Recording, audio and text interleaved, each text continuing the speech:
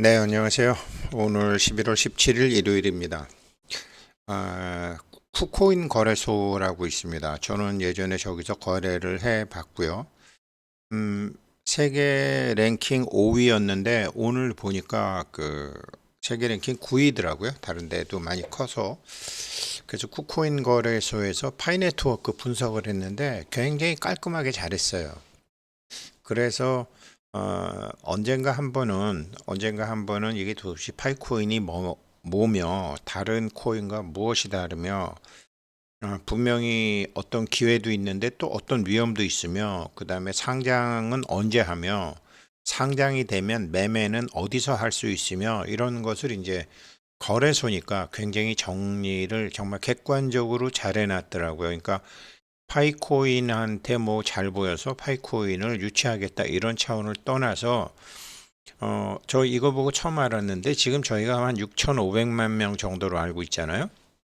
그런데 8일 전에 올렸다가 오늘 업데이트 했던데 방금 전에 업데이트 했던데 4,500만 활성자인가 봐요. 파이 네트워크 현재 막 활성화된 사람이 4,500만 명이면요. 카카오톡보다 훨씬 많은 거예요. 실제 활성하는 사람이면은요. 그래서 참 정리를 잘해서 이게 좀 시간이 걸리더라도 잘 알고 계시면 좋겠다 싶어서 이제 오늘 영상 준비했습니다. 어쩌면 제대로 다 쿠코인 거래소에 준비한 대로 그냥 뭐 설명까지 해드리면서 하면 어쩌면 내일도 이어서 해야 될지 모르겠어요. 쿠코인 거래소에서 10단계 코인 분석한 때 자기네들이 올린 거예요. 제가 만드는 게 아니고요. 이 영상을 올렸더라고요. 네, 이렇게 올렸고요. 음, 먼저 이제 세계 랭킹 그 아까 말씀드렸던 거로 이제 거래소 그 매매 규모로 보게 되면 바이낸스가 제일 크고 바이비트라는 데서도 뭐 저보고 협업하자 이렇게 왔었어요. 코인베이스는 뭐 많이 아시죠? 이렇게 우리가 시세 같은 거 할 때, 그 다음에 OKX라는 데가 있고, 업비트가 5위네요. 세계 5위고, 크라켄이 미국 기업이죠. 뭐, 그 유튜브 보니까 초창기에 했죠. 그 암호화폐 초창기 멤버들은 거진 다 크라켄을 많이 활용했던 것 같아요. 그래서 니콜라스 박사도 크라켄에 뭐 팔로우가 돼 있다. 그렇게 올려. 또 비트제트 그러니까 그 다음에 뭐 이런 게 다 있나 봐요. 그리고 마지막에 BT 피닉스 뭐 이런 게 있고 쿠코인이죠. 어, 쿠코인이 규모로 보게 되면은 그 업비트의 한 2분의 1 정도 되는 지금 오늘만 그런가요? 예, 예, 예, 오늘만 그렇군요. 아무튼 뭐 한국이 거래는 많이 하니까 그래서 세계 랭킹 한 9위 정도가 되는 거래소에서 이 파이네트워크에 대해서 올렸더라고요. 업비트에서도 이런 걸 한번 올려야지 되는데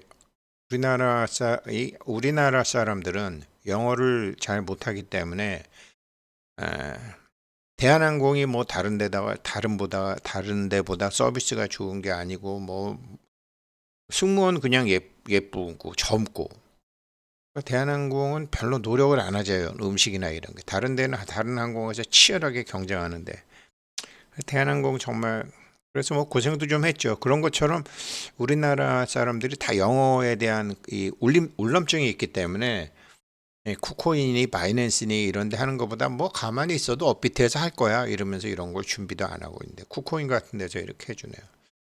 아무튼 이게 도움이 될 것 같아요. 그래서 제가 한번 봐드릴게요. 이렇게 모범생들의 특징이 뭐냐면 딱 정돈된 걸 갖고 있잖아요. 지금 제가 이 니콜라스 부부들 하는 거 보면 어제도 제가 그 윌리엄 오닐의 그 캔슬림은 뭐 투자하는 사람들 다 기본적으로 갖고 있는 마인드고 그 하는데 거기에 완벽하게 들어맞는 경영을 하고 있거든요. 일하는 스타일을 보게 되면 아주 그렇게 정말로 그렇게 아주 잘하고 있죠.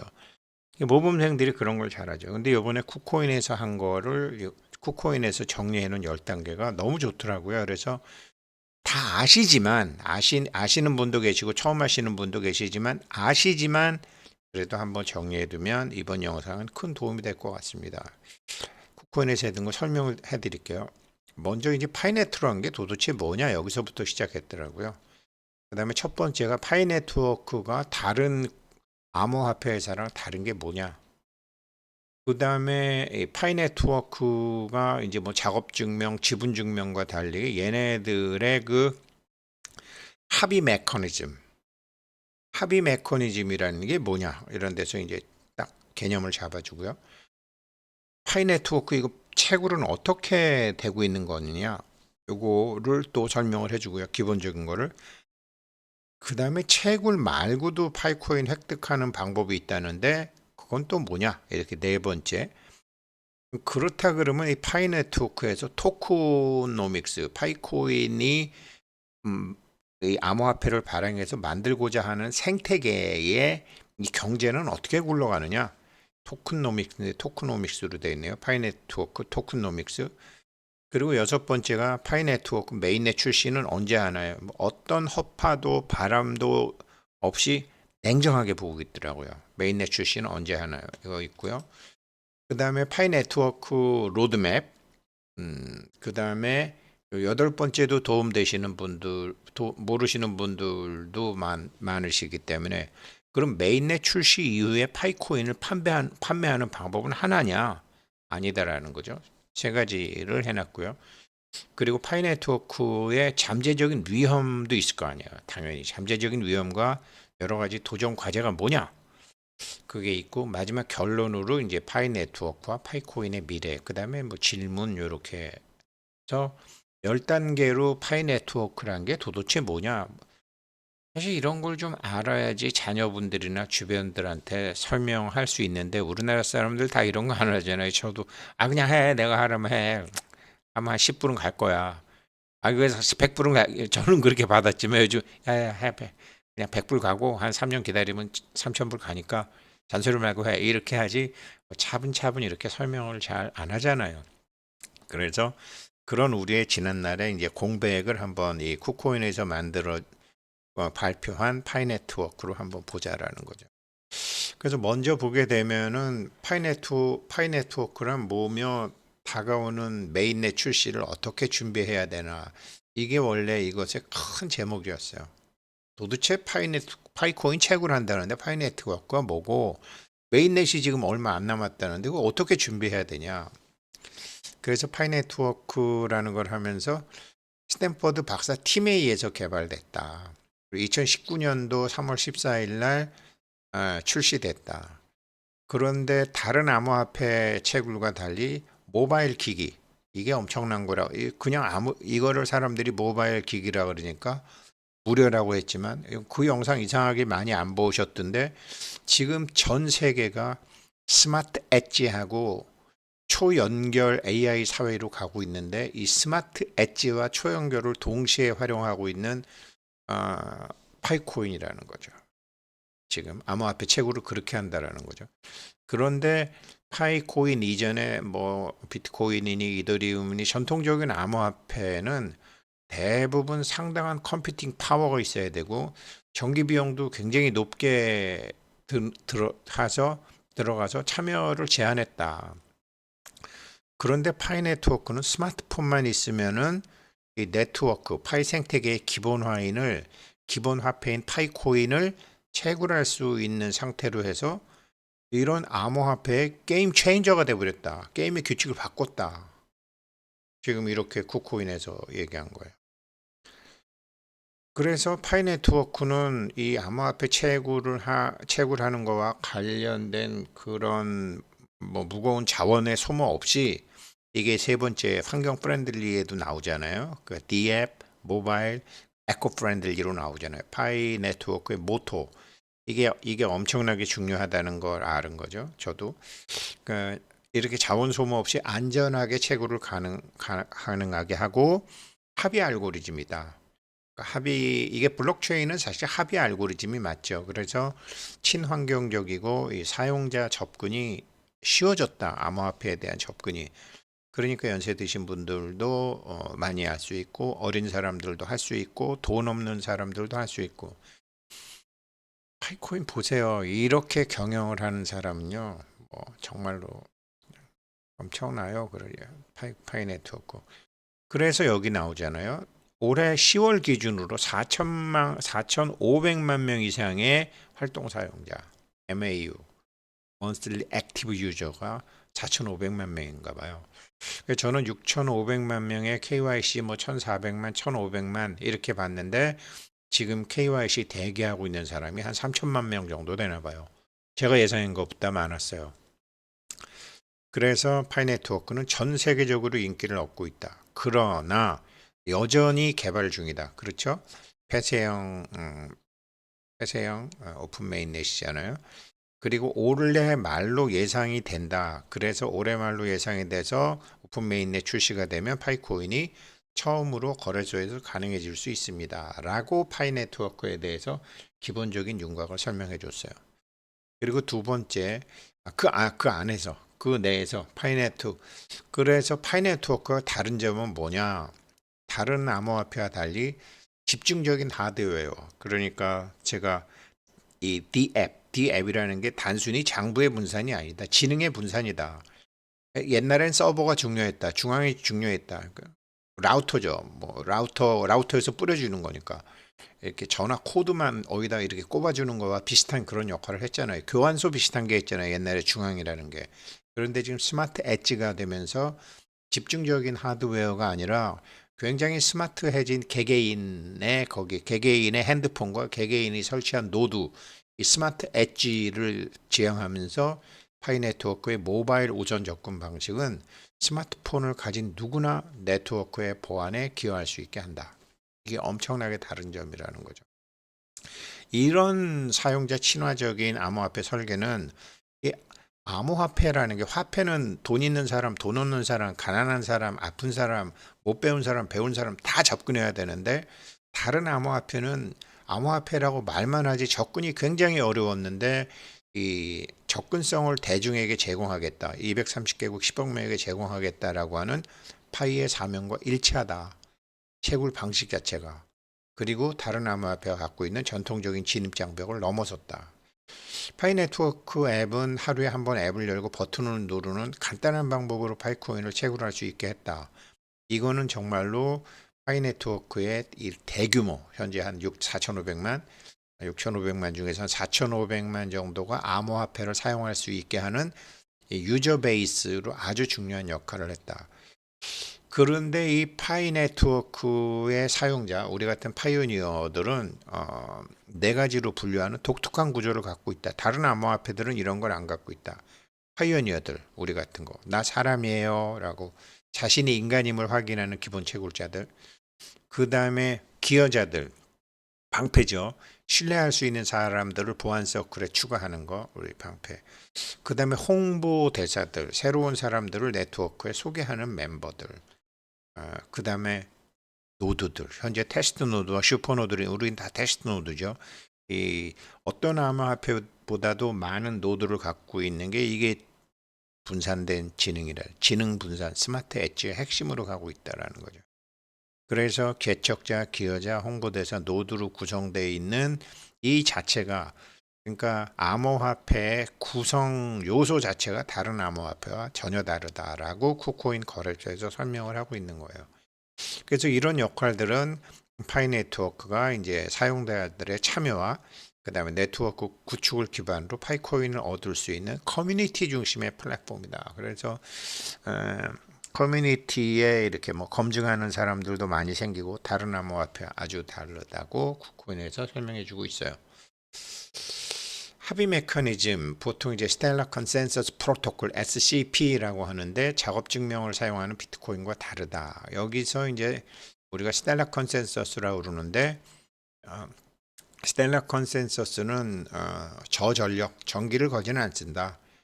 그 모바일에서 이게 무슨 모바일에서 채굴 한다 그래서 우리가 핸드폰에서 뭐 유튜브를 영화를 보든지 뭐를 하든지 그런데 거진 영향을 미치지 않는 거를 스텔라 컨센서스에서 한 것이고 당연히 또 스텔라 컨센서스는 대량의 거래를 효율적으로 처리할 수 있게 한다. 지금 당장 이 폐쇄형 오픈 메인넷에서 이제 오픈형 메인넷으로 가게 되면 파이 네트워크 같은 이런 거대한 세상으로 통하는 거를 네 개랑 연결한다라는 거 아니에요? 쉽게 얘기하면 서울 같으면은 동대문, 남대문, 북대문, 서대문을 다 열어버리는 거죠. 대문을 다 열어버리는 거죠. 이게 SCP라는 거예요.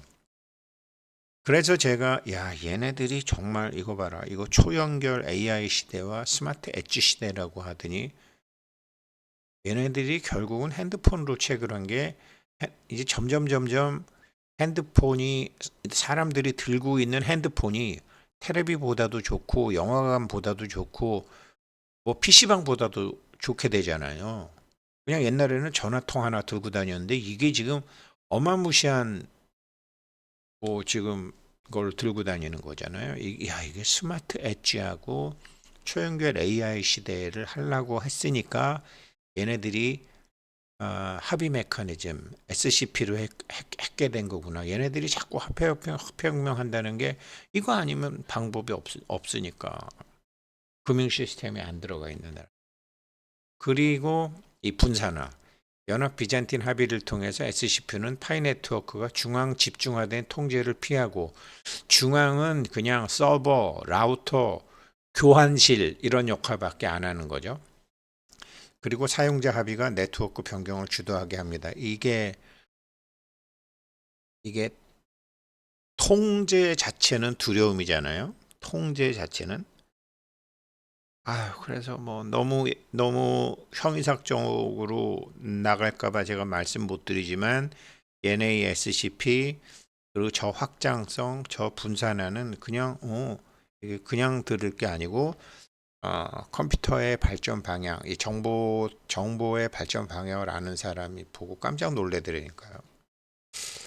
그래서 이런 독특한 채굴 모델은 파이 네트워크가 고급 하드웨어에 접근할 수 없는 대부분의 사람들에게도 암호화폐 공간에 참여할 수 있게 해서 이게 정말로 화폐 혁명이다. 230개국 10억 명이라고 하는 뭐 가장 기준으로 온 집안 식구 뭐 이렇게 은행 계좌를 못 쓰는 사람들도 있잖아요. 그러니까 10억 명이면 제가 보기에 거진 다 커버되는 것 같아요. 암호화폐 공간에 참여할 수 있는 포괄적이고 환경 친화적인 방법을 제공하게 됩니다. 이게 파이 네트워크가 하는 스텔라 컨센서스 프로토콜이라는 거예요. 그리고 파이 네트워크 채굴은 어떻게 작동하나요? 이거는 우리가 다 알지만 한번 다시 보자고요. 그래서 여기는 스텔라 합의 프로토콜이라는 합의 메커니즘을 한다. 그 다음에 이거는 신뢰할 수 있는 노드와 이제 비잔틴 합의에 의존해서 에너지 소비할 수도 있기도 하는데 이게 파이 네트워크 채굴은 어떻게 하나요? 이게 우리가 아는 거더라고요. 그냥 이거 파이오니어, 개척자, 기여자 이게 5명. 그 다음에 엠베서더, 노드, 그 다음에 개발자 엠베서더 이 5가지에 의해서 굴러간다. 이게 5가지에 의해서. 이거를 이거를 쿠코인에서 이렇게 딱 정리해놨다. 파이 네트워크는 어떻게 작동하냐면 말은 뭐 저렇게 나와 있지만 이거다 결국은 이 다섯의 축이 파이 생태계를 이끌어 간다. 중앙은 그냥 라우터 역할, 그냥 교환소 역할. 이렇게 코드 여기서 여기구나. 이 전화 왔구나. 그러면 어디다 꽂아주고 하는 역할만 한다라는 거죠. 지금은 그런 역할만 한다라는 거죠. 이거 아주 대박 성공한다고요. 그래서 이제 여기서 파이 네트워크로 하는 단계별 가이드, 이거 우리는 다 아는 거지만 검토 한번 해보고요. 누구한테 얘기하더라도 파이 네트워크 액을 일단 구글 같은 데서 받아. 그리고 휴대폰 번호하고 거의 가입해서 인증을 잘해야 돼. 휴대폰 번호 페이스북 계정을 통해서 해야 돼. 이메일로 잘 하기만 하면 돼. 처음부터 근데 휴대폰 번호 네 이름으로 된 거로 해야 돼. 뭐 네가 쓰는데 엄마 이름으로 돼 있다 이런 거 하면 안 돼. 나중에 귀찮아. 네 이름으로 하고. 특히 이제 외국에서 그 한국에 와 계신 외국인들 제가 이런 경우 봤는데 외국 사람들이 한국 핸드폰 가입하기 뭐하니까 한국 사람 핸드폰으로 해서 그 등록은 다 된다고요. 전화해 오면 누가 내느냐? 한국 사람 이름으로 냈다? 그럼 못 찾아요. 또 우리도 외국에 가 있는 자녀들한테도 마찬가지죠. 뭐 엄마 핸드폰을 자녀를 주고 자녀가 미국에서 파이코인을 했다.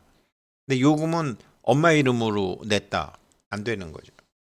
그래서 이 휴대폰 번호의 중요성은 우리가 이 쿠코인 같은 데서는 포착을 못했지만 우리가 경험해 봤잖아요. 그러니까 휴대폰 번호, 페이스북, 저는 페이스북은 하지도 않았어요. 휴대폰하고 이메일.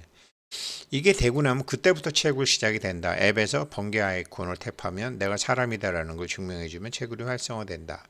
그 다음에 미니멈 5명은 하라고 권하는데 제가 보면 뭐 1명 하신 분, 2명 하신 분 뭐 많으시더라고요. 보안 서클 구축하는 거는 5명 정도 돼야 된다. 그리고 저도 처음에는 뭐 노드도 해놓고 근데 막 잊어버리고 안 하고 그랬는데 이게 계속해서 수익을 올리려면 매일 로그인은 그렇죠. 매일 로그인이라기보다 매일 확인해서 24시간마다 이거 활성 상태로 유지를 해줘야 된다. 이렇게 이제 기본적인 거 우리가 알고 있지만 자꾸 검토하자라는 거죠. 채굴 뭐 이런 그 다음에 시장 이거는 천상 내일 해야 되겠는데요. 시간이 20분이 넘어버렸어요. 저도 오늘은 피곤하고 이어서 내일 영상 올릴게요. 한번은 처음부터 끝까지 한번 책 한 권 정말 겉표지부터 뒷표지까지 다 읽는다고 생각하시고 한번 들어봐 주시면 되겠습니다. 감사합니다.